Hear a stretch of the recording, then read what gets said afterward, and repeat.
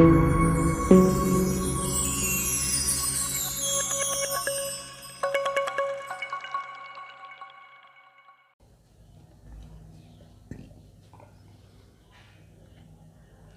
हिंद।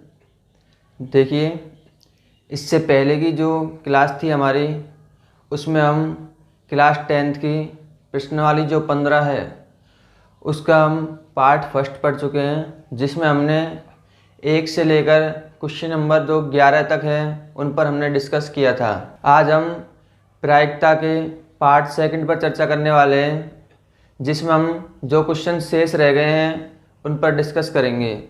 लेकिन इससे पहले आपने यदि पिछली वीडियो नहीं देखी है तो एक बार उसे देखिए, ताकि आपकी समझ आ सके कि आखिर प्रायिकता होती क्या है। फिर भी हम इस वीडियो में भी आपको पूरी समझाने की कोशिश करेंगे कि प्रायिकता कैसे निकालते हैं और प्रायिकता क्या होती है।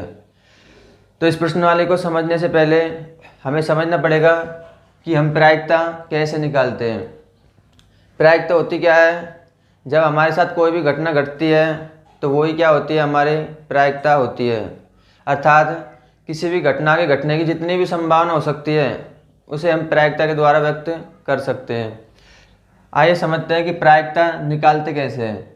देखिए, प्रायिकता निकालने का जो फॉर्मूला है वो क्या है, हमारे अनुकूल परिणामों की संख्या बटे कुल संभव परिणामों की संख्या। अब आप कहोगे कि सर हमारे ऐसे समझ नहीं आएगा, हमें समझाइए कि कैसे निकालते हैं। तो देखिए, ये मेरे पास एक खाली बॉक्स है। अब मैंने क्या किया, ये मेरे पास ये 4 मार्कर है, चारों का कलर अलग अलग है। एक इसमें ब्लैक है, एक ग्रीन, एक रेड एंड एक ब्लू। अब सपोज करिए मैंने इन चारों मार्करों को डिब्बे के अंदर डाल दिया है, तो इसमें अब मैं पूछूं आपसे कि इसमें कुल कितने मार्कर डाले गए हैं, तो आप बताओगे कि सर इसमें 4 मार्कर है और चारों का कलर क्या है, अलग अलग है। अब प्रायिकता कैसे निकालते हैं? अब आपसे कह दिया जाए कि आप बिना देखे, जैसे आंख बंद करके इसमें से एक मार्कर निकालिए। अब मान लीजिए कि आपने आंख बंद की और इसमें से कोई भी एक मार्कर निकाला। अब ये मार्कर कैसा निकल के आया है, ये ब्लैक निकल के आया है। तो प्रश्न में पूछा जाएगा कि इसकी क्या प्रायिकता है कि निकाला गया मार्कर एक ब्लैक कलर का हो।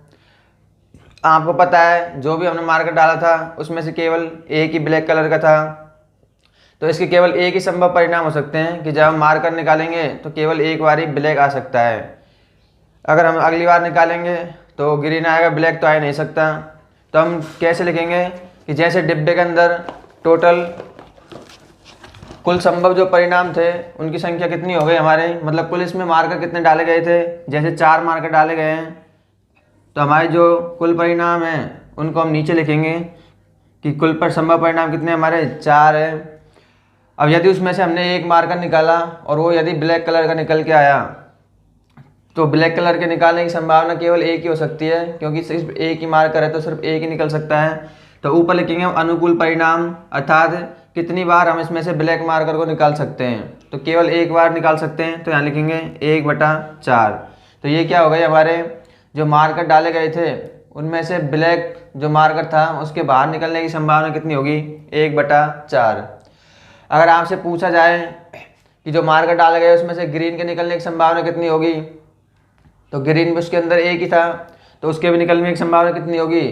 देखिए टोटल कितने हैं अपने पास, 4 मार्कर, उसमें से ग्रीन कितनी बार निकलेगा, ग्रीन भी एक बार ही निकलेगा।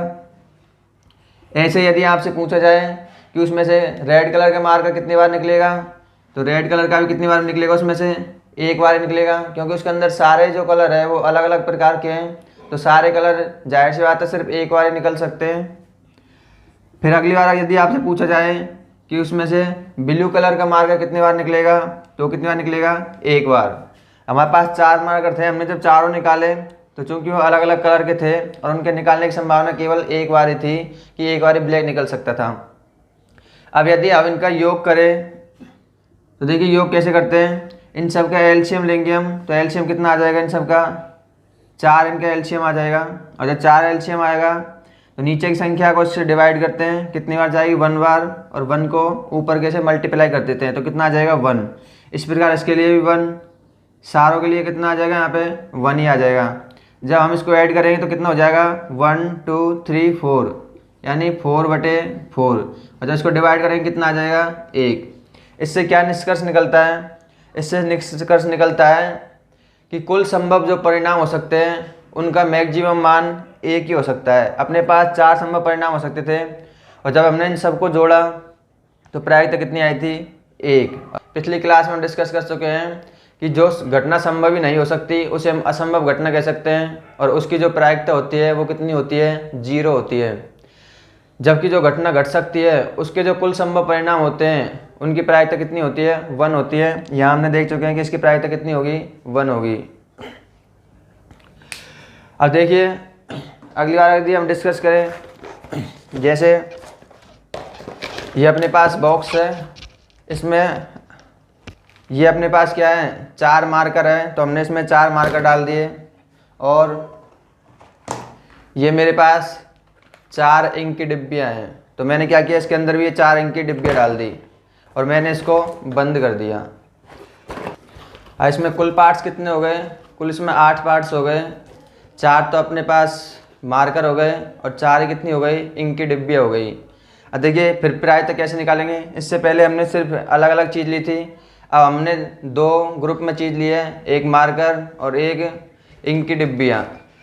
अब देखिए अपने पास टोटल जो कुल संभव परिणाम है, तो कुल संभव परिणामों की संख्या कितनी है अपने पास? वही 8 हो जाएंगी। अब देखिए अब आपसे प्रश्न में पूछा जाएगा कि आपने आँख बंद करके, तो जैसे ही आपने हाथ दिया और यदि उसमें से मार्कर आ गया तो प्रश्न में पूछेगा कि इसकी क्या प्रायिकता है कि निकाला गया जो इंस्ट्रूमेंटल है वो एक मार्कर हो। तो देखिए तो मार्कर कितने अपने पास 4 है, तो इसका मतलब हम 4 बार इसमें से क्या कर सकते हैं, 4 बार हम इसमें से मार्कर को बाहर निकाल सकते हैं।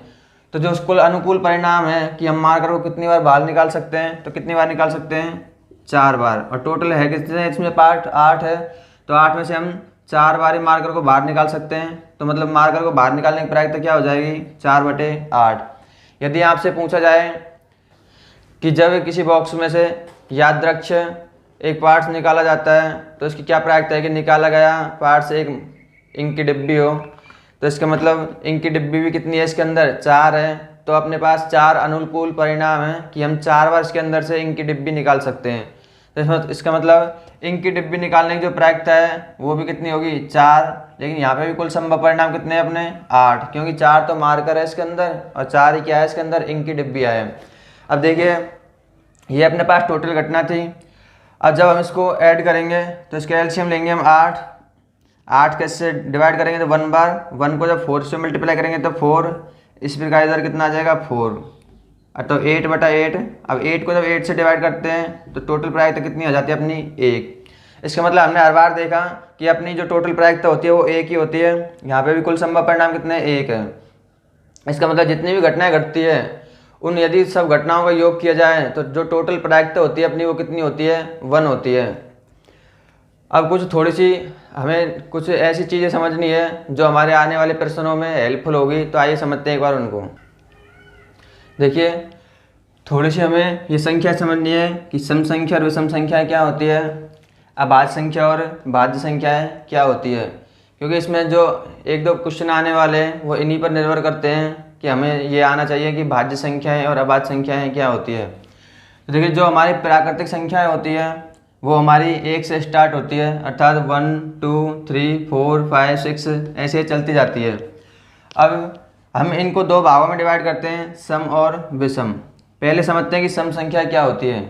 तो सम संख्या उन संख्याओं को कहा जाता है जो पूर्णतः 2 से डिवाइड हो जाए, अर्थात जैसे हम 2 की टेबल बोलते हैं कि 2 एकम 2, 2 दूनी 4, 2 तिया 6, तो 2 के टेबल में जितनी भी संख्या आती है वो क्या हो जाएंगी अपनी सम संख्या हो जाएंगी। जैसे 2 4 6 8 10 12 ये सारी क्या है सम संख्या है।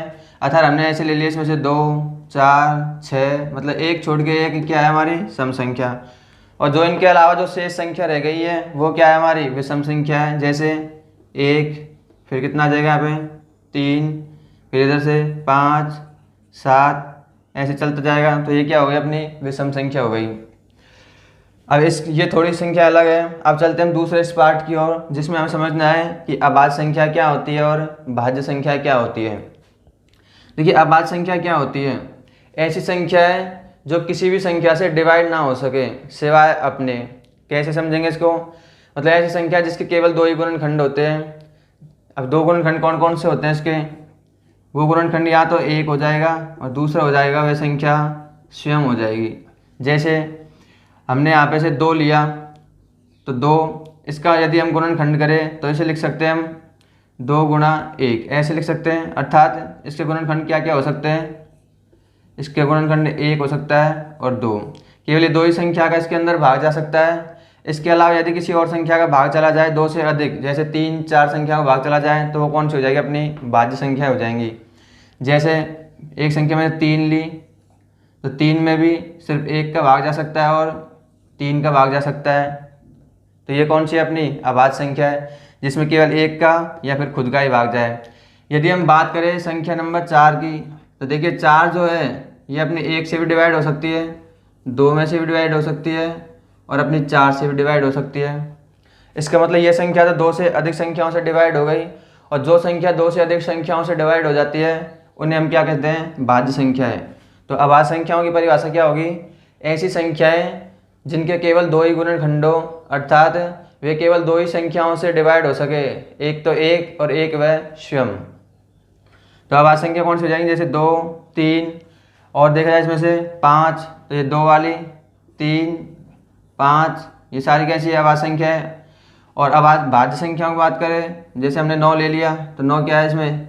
ये 1 से डिवाइड होती है, 3 से होती है और ये 9 से भी डिवाइड होती है। तो मतलब 2 से अधिक से डिवाइड हो गई, तो इसका मतलब ये कौन सी हो गई? भाज्य संख्या है। यदि हम बात करें संख्या नंबर 1 की, तो 1 का केवल 1 ही गुणनखंड हो सकता है, अर्थात इसमें केवल 1 का ही भाग जाता है। इसलिए यह संख्या अब यदि अभाज्य होती तो इसके 2 गुणनखंड होने चाहिए थे, और भाज्य होती तो 2 से अधिक होने चाहिए थे। अब इस संख्या जो 1 है, इसका ना तो 2 गुणनखंड है और न ही इसके 3 गुणनखंड से या फिर ज़्यादा है। इसका मतलब इसका 1 ही है। तो यह संख्या न तो भाज्य संख्या है और न ही अभाज्य संख्या है। और यदि आपसे इन 76 जो अंक लिखे हुए हैं, इनमें से यदि आपसे पूछा जाए कि इनमें से अभाज्य संख्या कौन कौन सी है, तो देखिए 1 तो हमें लेना नहीं है, क्योंकि ये तो ना तो भाज्य ना अभाज्य है। तो अभाज्य कौन कौन सी हो जाएगी अपनी? 1 तो 2 है, ये अभाज्य संख्या हो जाएगी, 3 भी अभाज्य हो जाएगी और 5 ये भी क्या हो जाएगी? अपने अभाज्य हो जाएगी। और 4 और जो 6 है, इसके 2 से अधिक गुणनखंड है, तो ये कौन सी हो जाएगी? अपनी भाज्य संख्याएं हो जाएंगी। आई होप कि आप इनको अच्छे प्रकार से समझे होंगे। अब चलते हैं अपने प्रश्नों की ओर। ये रहा अपना क्वेश्चन नंबर 12। आइए समझते हैं क्वेश्चन 12 कि क्वेश्चन 12 क्या कहना चाहता है। देखिए, इस संयोग के एक खेल में एक तीर को घुमाया जाता है, जो विश्राम में आने के बाद संख्याओं 1, 2, 3, 4, 5, 6, 7 और 8 में से किसी एक संख्या को इंगित करता है।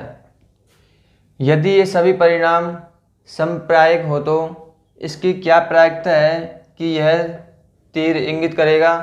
8 को करेगा, और बाकी 3 प्रश्न ये दे रखे हैं। अब इन पर डिस्कस करेंगे। तो सबसे पहले समझते हैं कि प्रश्न में हमें समझना क्या है। देखिए, ये अपने पास क्या है? ये अपने पास एक खेल खेलने के लिए जो घुमावदार वो होती है, स्क्रॉल होता है, वो क्या है अपने पास? ये है। और ये कह रहा है कि यदि हम इसको इस प्रकार से घुमाएं, जैसे अपने ये पकड़ा और इस प्रकार घुमा दिया, इसमें एक तीर इंगित कर रही है, जैसे इसमें एक तीर लगी हुई है। जैसे हम इसको घुमाएंगे तो तीर के सामने कोई भी अंक आ सकता है, 1 के स्थान पर 2, 3, 4 कोई सा भी आ सकता है।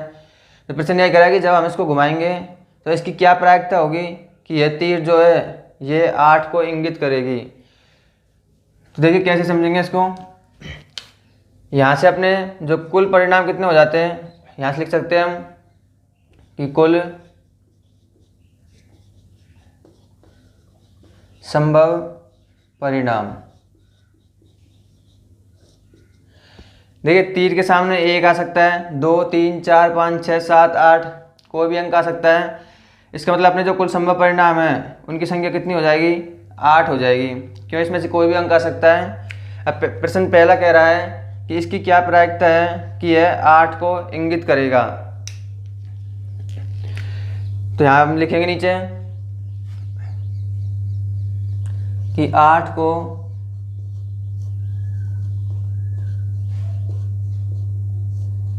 इंगित करने की प्रायिकता।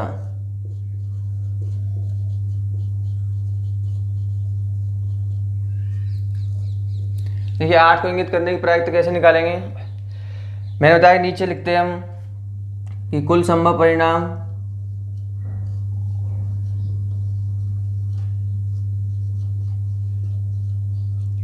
और ऊपर क्या लिखते हैं, अनुकूल परिणाम।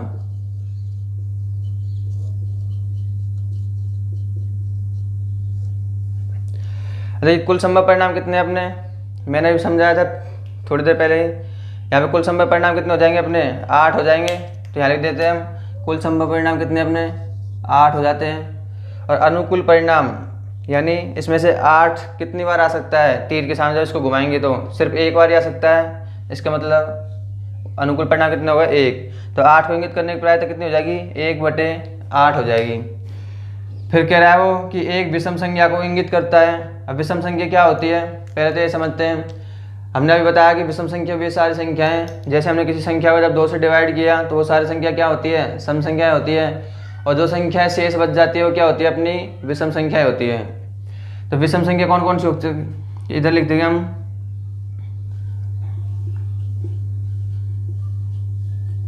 कि विषम संख्या कौन कौन सी हो सकती है। इसमें से हमारी 1 हो सकती है, 3, 5 और 7, ये इसमें से विषम संख्या हो सकती है। अब वो कह रहा है कि विषम संख्या को इंगित करेगा, तो टोटल विषम संख्या कितनी हो गई अपनी 4। तो 4 विषम संख्या आ सकती है। तो यहाँ लिख सकते हैं कि विषम संख्या को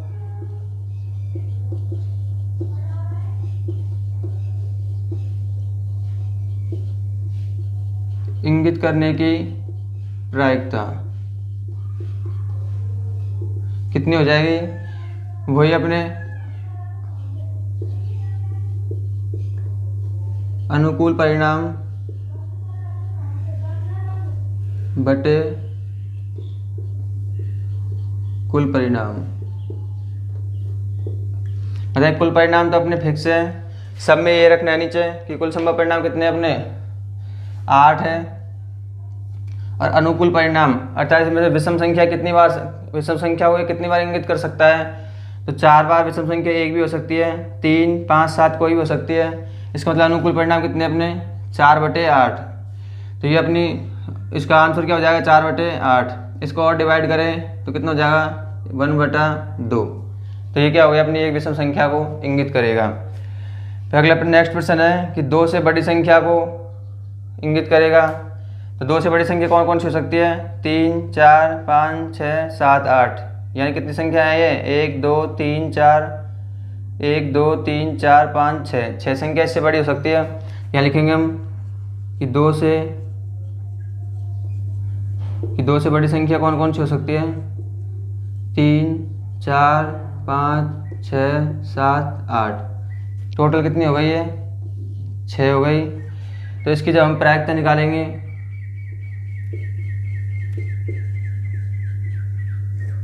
निकालते 2 से बड़ी जो संख्या है एक लिख देते हैं पूरे को कि 2 से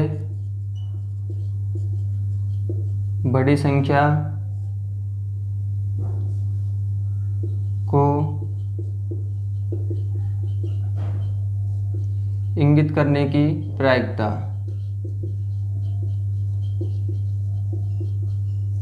कितनी हो जाएगी, वही अपने कुल परिणाम कितने हैं अपने, कुल परिणाम तो अपने 8 ही है। और 2 से बड़ी विषम संख्या कितनी हो सकती है, 6 संख्या हो सकती है ऐसे ही। 2 से बड़ी संख्या कितनी होगी 6। तो जब इनको 2 से डिवाइड करेंगे तो 3/4, ये क्या हो जाएगा इसका आंसर हो जाएगा। इसमें लास्ट प्रश्न पूछ रहा है कि 9 से छोटी संख्याओं को करेगा। तो 9 से छोटी तो सारी संख्याएं यही है, इसका मतलब हमने टोटल संख्या कितनी हो जाएंगी अपनी 8 हो जाएंगी। तो यहाँ लिखेंगे हम कि 9 से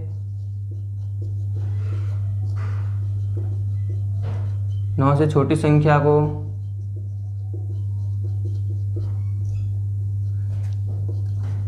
इंगित करने की प्रायिकता बराबर। ठीक है, नीचे लिखते हैं अपन कुल परिणाम। तो कुल परिणाम तो कितने अपने, कुल परिणाम तो 8 ही है।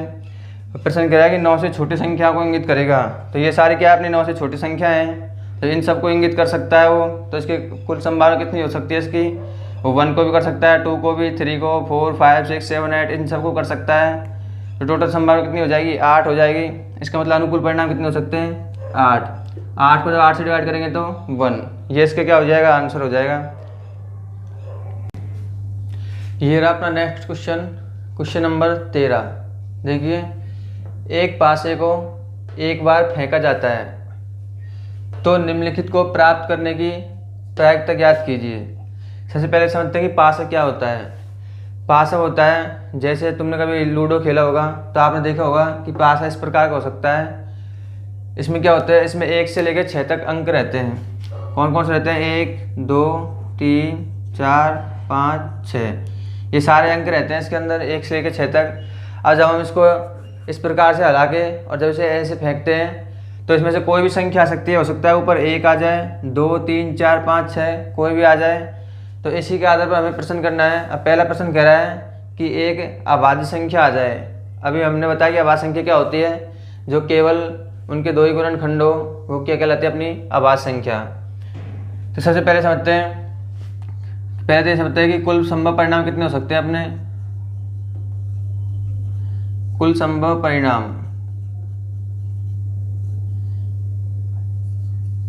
देखिए, जब हम पासे को फेंकते हैं तो कुल संभव परिणाम कितने आ सकते हैं अपने, वो 1 भी हो सकता है, 2, 3, 4, 5, 6 ये संख्या आ सकती है। इसका मतलब कुल संभव परिणाम कितने हो गए अपने, 6 हो गए। और 6 में से हमें, जैसे मैंने बताया कि यादृक्ष निकाला जाता है, तो बात वही है कि यादृक्ष मतलब कौन सी संख्या आ सकती है। तो प्रश्न कह रहा है एक अभाज्य संख्या आ जाए, तो एक अभाज्य संख्या आ जाए तो हमने लिखा है कि अभाज्य संख्या कौन कौन सी हो सकती है अपनी, जिनके केवल 2 ही गुणनखंड हो, जैसे 2 है, 3 है और 5 है। यदि आपको समझ नहीं आ रहा कि अभाज्य संख्या कैसी है, तो इसका जो फर्स्ट प्रश्न से पहले मैंने कुछ आपको समझाया था थोड़ा इसके बारे में, तो आप वहाँ जाकर इसे देख सकते हैं। तो अभाज्य संख्या कौन कौन सी होगी, 2, 3, 5। टोटल कितनी अभाज्य संख्या होगी अपनी, 3। इसका मतलब 3 संख्या है, इसके ऊपर यदि आ सकती है तो इसके हमारे संभव परिणाम कितने हो जाएंगे, वो 3 हो जाएंगे। तो हम लिखेंगे यहाँ पे कि अभाज्य संख्या होने की जो प्रायिकता होगी, तो उसका सूत्र क्या है अपने, अनुकूल परिणाम बटे कुल संभव परिणाम। तो कुल संभव परिणाम तो अपने सब में कितने चलने वाले हैं, 6।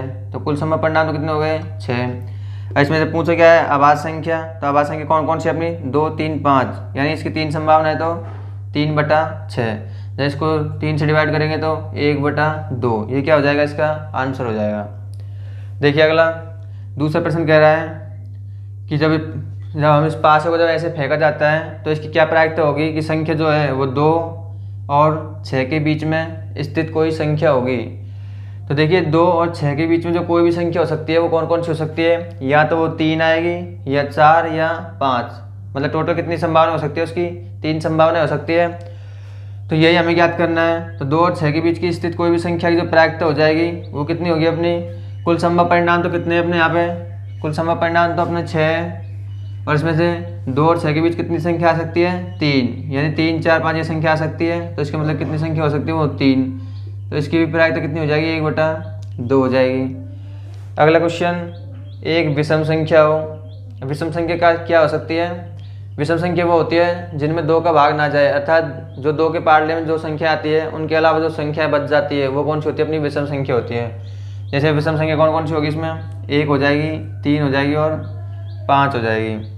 तो हमने लिख दी कि विषम संख्या 1, 3 और 5 हो सकती है, अर्थात इसकी जो संभावना होगी वो 3 हो सकती है। मतलब 1 और 1 आ जाए, 3 आ जाए, 5 आ जाए, तो टोटल संभावना कितनी हो गई, 3।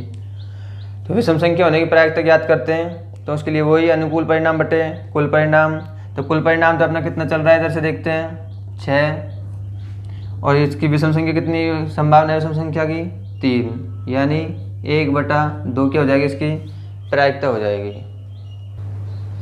ये रहा अपना नेक्स्ट क्वेश्चन नंबर 14।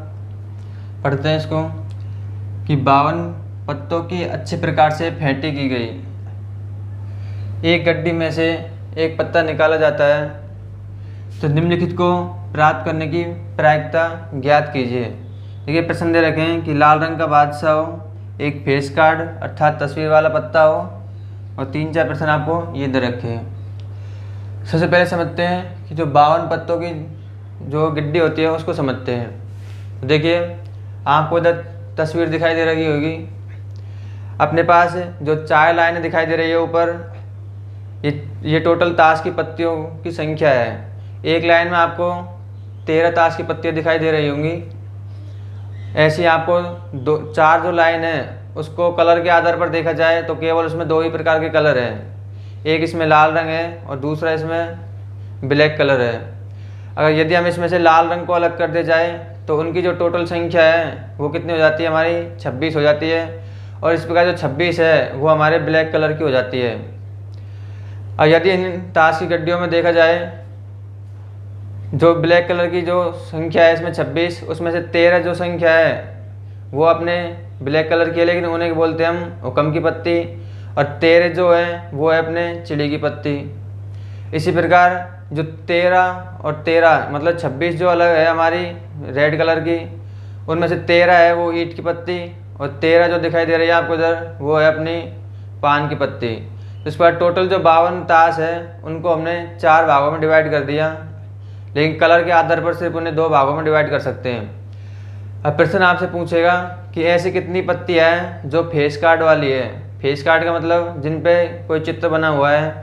तो जो ऊपर की जो 4 लाइन है उसमें से आप एक लाइन के अंदर देखेंगे तो आपको 3 पत्तियाँ ऐसी नज़र आ रही होंगी जिसमें आपको चित्र बना हुआ दिखाई दे रहा होगा, जैसे गुलाम, बेगम और बादशाह। ये एक लाइन में आपको 3 दिखाई दे रही है। ऐसी 3 पत्तियाँ दूसरी लाइन के अंदर है, ऐसी 3 पत्तियाँ तीसरी लाइन के अंदर है और ऐसी 3 पत्तियाँ चौथी लाइन के अंदर है।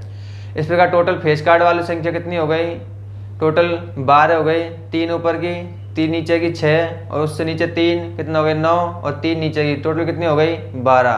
तो फेस कार्ड वाली पत्तियाँ कितनी हो गई 12। और चूंकि ये 4 पंक्तियाँ हैं तो प्रत्येक पंक्ति में जो संख्या है पत्तों की वो भी 13-13 है।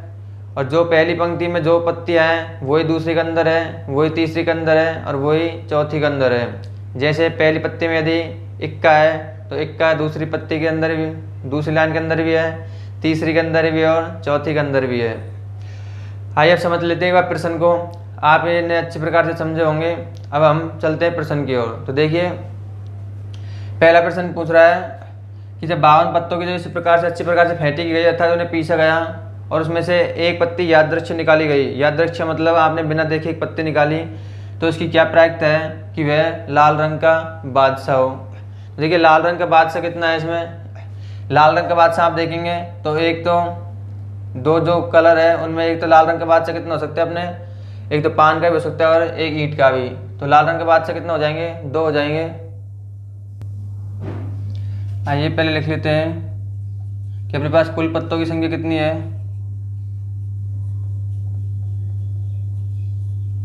कुल पत्तों की संख्या, कुल पत्ते कितने अपने पास 52। अब पहला प्रश्न पूछ रहा है कि यदि जो पत्ता निकाला गया है लाल रंग का बादशाह हो तो देखिए आप इधर देख सकते हैं कि लाल रंग के बादशाह कितने हैं। एक जो ईंट की पत्ती है उसके अंदर है एक बादशाह और एक पान के अंदर, तो टोटल लाल रंग के कितने बादशाह हो गए 2। तो हम लिखेंगे कि लाल रंग के बादशाह होने की जो प्रायिकता है वो क्या हो जाएगी अपने अनुकूल परिणाम बटे कुल संभव परिणाम। नीचे हमेशा कुल संभव परिणाम लिखना है अपन को। कुल संभव परिणाम कितने हैं इसमें 52 और जो लाल रंग का जो बादशाह होने की प्रायिकता कितनी हो जाएगी यहाँ से देखेंगे तो मतलब 2। तो इसका मतलब इसको जो डिवाइड करेंगे तो 1/26। अगला प्रश्न, एक फेस कार्ड यानी तस्वीर वाला पत्ता। तो बताइए तस्वीर वाला पत्ता कितना है। आप ऊपर की लाइन देखोगे तो आपको तस्वीर वाला पत्ते 3 दिखाई दे रहे होंगे। ऐसे 3 उसके नीचे, 3 उससे नीचे और 3 उससे नीचे, टोटल कितने हो गए 12। तो वही नीचे लिखेंगे अपने कुल संभव परिणाम तो कितने अपने 52 और टोटल जो फेस कार्ड वाले पत्ते कितने हो गए 12। जब इनको हम 4 से डिवाइड करेंगे तो कितना आ जाएगा 4 × 12 और इसको करेंगे तो ये 13, यानी 3/13 क्या हो जाएगी इसकी प्रायिकता। देखिए अगला प्रश्न कि लाल रंग की, देखिए अगला प्रश्न कि लाल रंग की तस्वीर वाला पत्ता। तो लाल रंग के कितने पत्ते हैं जिन पर तस्वीर बनी हुई है। तो आप देखेंगे कि लाल रंग की आपको 2 पंक्तियाँ दिखाई दे रही है। एक पंक्ति में 3 पत्ते ऐसे हैं जिन पर तस्वीर बनी हुई है और दूसरी पत्ती जो पंक्ति है उसके अंदर भी आपको 3 दिखाई दे रहे होंगे। तो इस प्रकार टोटल तस्वीर वाले पत्ते कितने हो गए अपने? 6 हो गए। तो यहाँ लिखेंगे अपने पास कुल परिणाम कितने हैं? 52 है। इसमें से 6 पत्ते कैसे हैं अपने पास है? जो लाल रंग की तस्वीर वाले पत्ते हैं। तो इसको जब हम डिवाइड करेंगे, 2 से डिवाइड करते हैं इसको, तो 2 तिया 6, और जब इसको 2 से डिवाइड करेंगे कितना हो जाएगा ये? 26। तो 3/26 क्या हो जाएगी इसकी प्रायिकता। अगला प्रश्न पूछ रहा है यदि पान का गुलाम हो तो। देखिए पान का गुलाम मतलब जो पान वाली पत्ती है उसमें गुलाम की बात की जा रही है, जिसमें इस प्रकार से कुछ बना हुआ है। इसका मतलब गुलाम कितने हैं? इसमें सिर्फ एक ही है। तो हम लिखेंगे पान का गुलाम होने की प्रायिकता कितनी हो जाएगी? नीचे टोटल परिणाम अपने 52, और पान का गुलाम एक है तो कितने हो जाएगी? 1/52। 5वां प्रश्न है इसका ही कि हुक्म का पत्ता हो तो। हुक्म का पत्ता, देखिए हुक्म के पत्ते कितने हैं टोटल एक पंक्ति के अंदर? टोटल 13 पत्ते हैं उसके अंदर। इसका मतलब हुक्म का पत्ता होने की प्रायिकता कितनी हो जाएगी अपनी? नीचे लिखेंगे अपन टोटल परिणाम, और हुक्म के पत्ते कितने हैं? 13। जब इसको 13 से डिवाइड करेंगे तो 1/4। तो ये क्या हो जाएगी? हुक्म का पत्ता आने की प्रायिकता। लास्ट क्वेश्चन है कि एक ईंट की बेगम हो। अब देखिए यदि प्रश्न कहता है कि सिर्फ बेगम हो, जब तो अपने बेगम कितनी हो जाती? चारों पंक्तियों में एक एक बेगम है, यानी 4 हो जाती। लेकिन प्रश्न ने कह दिया कि केवल क्या होनी चाहिए? ईंट की बेगम होनी चाहिए। तो ईंट की बेगम कितनी है? केवल एक ही है। तो हम इसकी प्रायिकता निकालेंगे। तो अपने पास टोटल परिणाम कितने हैं? 52, और ईंट की बेगम कितनी है? 1 है। तो इसके लिख देंगे 1/52। ये क्या हो जाएगी? इसकी प्रायिकता हो जाएगी। ये रहा अपना क्वेश्चन नंबर 15। क्वेश्चन 15 कह रहा है कि ताश के 5 पत्तों, अर्थात अपने पास टोटल ताश के कितने पत्ते लेने हैं? अब सिर्फ 5 लेने हैं। कौन कौन से? ईंट का दहला, ईंट का गुलाम, बेगम, बादशाह और इक्का। ये टोटल अपने पास 5 पत्ते हैं, और इनको पलट करके अच्छी प्रकार से फेंटा गया है, मतलब इन्हें मिक्स किया गया है और इन्हें ऐसे पीस दिया गया है। आपको पता नहीं है कि कौन सा पत्ता ऊपर है कौन सा नीचे है। फिर इनमें से याददार से एक पत्ता निकाला जाता है, जैसे आंख बंद की जाती है, और इसमें से एक पत्ता कोई भी निकाल लिया जाता है। अब प्रश्न कह रहा है कि इसकी क्या प्रायिकता है कि यह पत्ता बेगम हो। अब देखिए टोटल पत्ते अपने पास 5 है, और इन 5 में से अपने पास बेगम सिर्फ एक ही बेगम है। तो इसका मतलब हम लिखेंगे कि कुल पत्ते कितने हैं अपने पास? कुल पत्तों की संख्या कितनी है? 5। यहाँ लिख देंगे हम 5। अब प्रश्न कह रहा है कि बेगम हो, तो बेगम होने की प्रायिकता क्या होगी? तो देखिए नीचे हमें कुल परिणाम, और वही इसमें से हम बेगम कितनी बार निकाल सकते हैं? 5 पत्तों में से सिर्फ एक बार निकाल सकते हैं, क्योंकि इसके अंदर केवल एक ही बेगम है। तो इसका मतलब अपने पास टोटल कितने पत्ते हैं? 5। इसमें से बेगम निकालने की प्रायिकता केवल एक ही हो जाएगी। तो इसका आंसर कितना हो जाएगा? 1/5। अगला प्रश्न फिर क्या कह रहा है दूसरा कि यदि बेगम निकल आती है तो उसे अलग रख दिया जाता है। अभी हमने बेगम निकाली थी, अब अपने पास 5 पत्ते थे, उसमें से उसको अलग रख दिया जाता है। तो अपने पास टोटल पत्ते कितने बचते हैं? अब 4 बचते हैं। और फिर कह रहा है कि और एक अन्य पत्ता निकाला जाता है। अब इन 4 पत्तों में से भी एक अन्य पत्ता निकाला जाता है। तो इसकी क्या प्रायिकता है कि दूसरा जो निकाला गया पत्ता है वो क्या है? एक इक्का है। अब देखिए हमने इसमें से बेगम तो हटा दी, तो मतलब इसमें बेगम तो अब आ ही नहीं सकती। बच्चे अपने पास ईंट का दहला, गुलाम, बादशाह और इक्का। 4 पत्ते बचे हैं। तब लिखेंगे हम कि ईंट की बेगम हटाने के बाद शेष पत्ते कितने बचे अपने पास? 4 बच जाएंगे। लेकिन प्रश्न क्या पूछ रहा है कि जब पत्ता निकाला वो क्या होना चाहिए? इक्का होना चाहिए। तो इक्का होने की प्रायिकता, भाई अपने पास टोटल कितने बच्चे हैं? नीचे लिखेंगे 4। इसमें से इक्का हम कितनी बार निकाल सकते हैं? सिर्फ एक बार ही, क्योंकि इसमें इक्का कितना है? सिर्फ एक इक्का है। तो लिखेंगे हम 1/4। ये क्या हो जाएगी इसकी प्रायिकता। लास्ट प्रश्न है इसका कि एक बेगम हो। अब एक बात बताइए, टोटल परिणाम तो कितने हैं अपने? टोटल तो अपने पास 4 ही बचे हैं, क्यों अपने बेगम तो हटाई दी। अब वो कह रहा है कि अब वापस से एक बेगम आ जाए। तो बेगम तो इसके अंदर से हमने हटा दी, तो वो बेगम तो आ ही नहीं सकती। या तो दहला आ सकता है, या गुलाम, या बादशाह, इक्का। इसका मतलब बेगम आ ही नहीं सकती। जब बेगम है ही नहीं है तो उसकी प्रायिकता क्या हो जाएगी? 0। तो इसका मतलब जब 4 को इससे डिवाइड करेंगे तो इसका आंसर कितना हो जाएगा? 0। ये अपने कुछ प्रश्न थे। अब जो प्रश्न रह गए हैं उनको पढ़ते हैं हम नेक्स्ट क्लास में।